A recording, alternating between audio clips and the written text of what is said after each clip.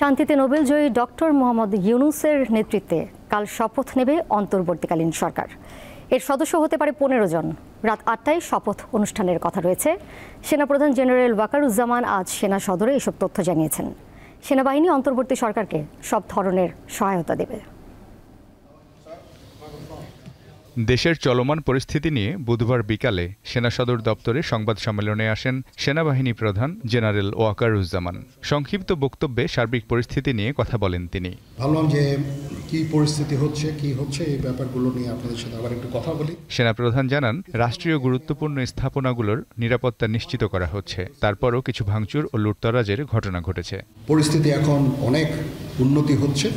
আস্তে আস্তে ধীরে ধীরে আমার ধারণা যে 3-4 দিনের মধ্যে পরিস্থিতি স্বাভাবিক পর্যায়ে চলে আসবে। তবে যারা এই সমস্ত অপরাধ করেছে তাদেরকে আমরা ছাড় দিব না।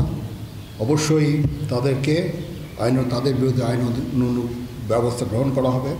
বৃহস্পতিবার অন্তর্বর্তীকালীন সরকার শপথ নেবে বলে নিশ্চিত করেন জেনারেল ওয়াকারুজ্জামান। কালকে আমরা শপথ গ্রহণের জন্য যথাসাধ্য চেষ্টা করছি। রাত্রেবেলা রাত 8টার দিকে করতে পারি। হয়তো 400 জন লোকের উপস্থিতি এখানে থাকবে। আমার ধারণা আপাতত 15 জন হতে পারে। তারপরেও 2-1 জন আপ অ্যান্ড ডাউন এটা করতে পারে। এরকম একটা সংখ্যক এবং মোটামুটি একটা দাঁড়িয়ে যাচ্ছে।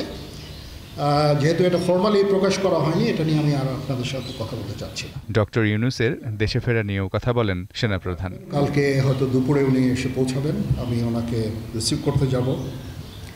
আমরা ওনাকে সর্বতোভাবে সহায়তা করব।